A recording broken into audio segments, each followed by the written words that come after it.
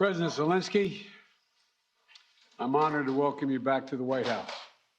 We spent an awful lot of time on the telephone as well as on video, but it's good to see you in person again. And we've been in close and frequent communication throughout this conflict from the very beginning, but it's particularly meaningful to talk with one another in person, look each other in the eye, because leadership through this terrible crisis has inspired the Ukrainian people, as you have done, Mr. President, and the American people and the entire world. This visit to Washington, your first trip outside Ukraine since February, comes as President Putin has escalated his attacks, his brutal attacks, targeting critical infrastructure to make life as hard as possible for not only innocent Ukrainians, but children and young children, and everything from orphanages to schools. It's just outrageous what he's doing. And we've, as we've heard, as we head into the new year, it's important for the American people and for the world to hear directly from you, Mr. President, about Ukraine's fight and the need to continue to stand together through 2023. This visit also falls on the 300-day mark of Russia's brutal invasion of Ukraine. 300 days since Putin launched an unprovoked, unjustified, all-out assault on the free people of Ukraine. 300 days of Ukrainian people showing Russia and the world their steel backbone, their love of country, and their unbreakable determination, and I emphasize unbreakable determination, to choose their own path. To Ukrainian people, I say to them all, you have demonstrated, you have shown your strong stand against aggression in the face of the imperial appetites of autocrats who wrongfully believe they might be able to make might right, and they're not able to do it. Thus far, they've stood alone, and you haven't stood alone. You have had significant help. We've never stand alone. You will never stand alone. When Ukraine's freedom was threatened, the American people, like generations of Americans before us, did not hesitate.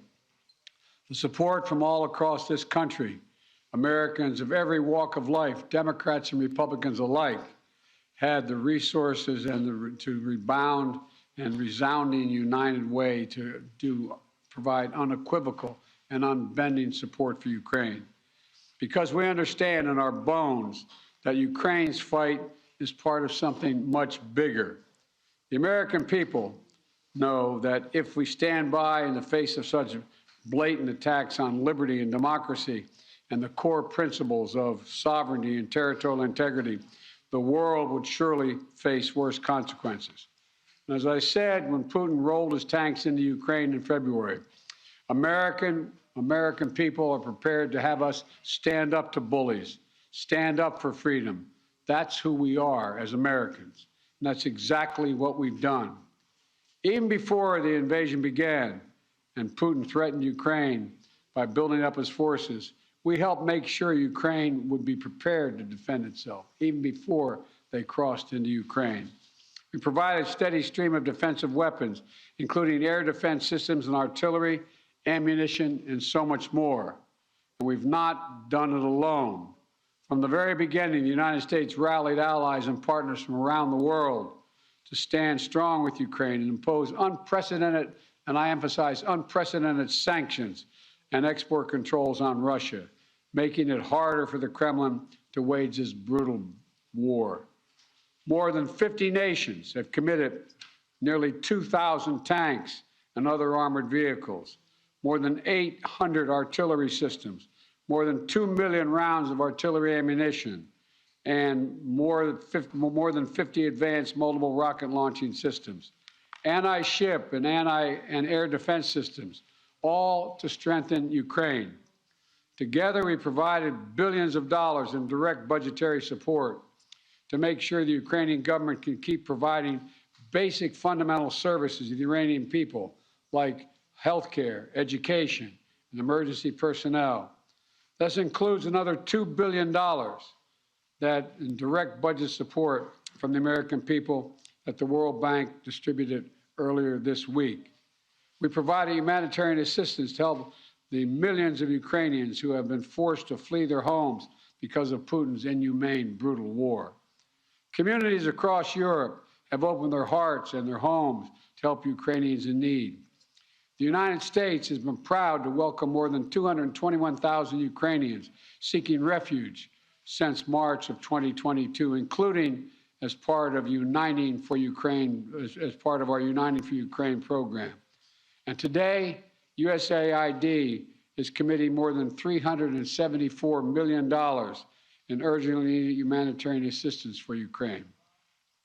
This will help provide food and cash assistance for more than 1.5 million Ukrainian people, as well as access to health care, safe drinking water, and help stay warm in the winter for more than 2.5 million Ukrainians. The United States and our allies and partners around the world have delivered a broad range of assistance at historic speed and has been critical to bolstering Ukraine's success thus far. Ukraine has won the Battle of Kyiv, has won the Battle of Kherson, has won the Battle of Kharkiv. Ukraine has defied Russia's expectations at every single turn. And President Zelensky, you have made it clear that he is open to pursuing, well, let me put it this way. He's not open, but you're open to pursuing peace. You're open to pursuing a just peace. We also know that Putin has no intention of stopping this cruel war. And the United States is committed to ensuring that the brave Ukrainian people can continue to defend their country against Russian aggressions as long as it takes. And I want to thank the members of Congress for their broad bipartisan support to Ukraine. And I look forward to signing the omnibus bill soon, which includes $45 billion in additional funding for Ukraine. I'll also sign into law the National Defense Authorization Act, which includes authorities to make it easier for the Department of Defense to procure critical munitions and defense materials for Ukraine and other key materials to strengthen our national security. Today, I'm announcing the next tranche of our security assistance to Ukraine. $1.85 billion package of security assistance that includes both direct transfers of equipment that Ukraine needs, as well as contracts to supply ammunition Ukraine will need in the months ahead for its artillery, its tanks, and its rocket launchers. Critically, in addition to these new capabilities, like precision aerial munitions, the package will include a Patriot missile battery, which will train Ukrainian forces to operate as part of the ongoing effort to help bolster Ukraine's air defense.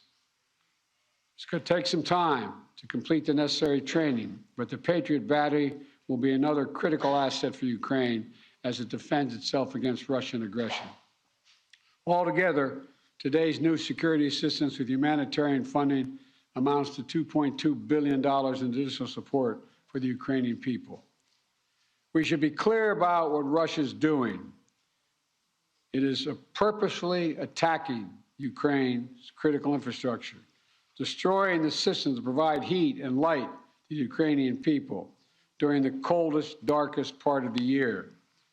Russia is using winter as a weapon, freezing people, starving people, cutting them off from one another. It's the latest example of the outrageous atrocities the Russian forces are committing against innocent Ukrainian civilians, children, and their families. And the United States is working together with our allies and partners to provide critical equipment to help Ukraine make emergency repairs to their power transmission systems and strengthen the stability of Ukraine's grid in the face of Russia's targeted attacks. We're also working to hold Russia accountable, including efforts in Congress that will make it easier to seek justice for Russia's war crimes in Ukraine. Let me close with this. Tonight is the fourth night of Hanukkah, a time when Jewish people around the world, President Zelensky and many of the families among them, honor the timeless miracle, the small band of warriors fighting for their values and their freedom against a much larger foe, and how they endured and how they overcame.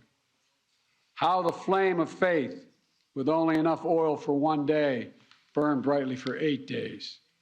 The story of survival and resilience that reminds us that the coldest days of the year, that light will always prevail over darkness, and hope drives away despair. And that the human spirit is unconquerable as long as there are good people willing to do what is right. This year has brought so much needless suffering and loss to the Ukrainian people. But I want you to know, President Zelensky, I want you to know that all the people of Ukraine to know as well. The American people have been with you every step of the way, and we will stay with you. We will stay with you for as long as it takes. What you're doing, what you've achieved, it matters not just to Ukraine, but to the entire world. And together, I have no doubt we'll keep the flame of liberty burning bright, and the light will remain and prevail over the darkness. Thank you for being here, Mr. President. We're going to stand with you.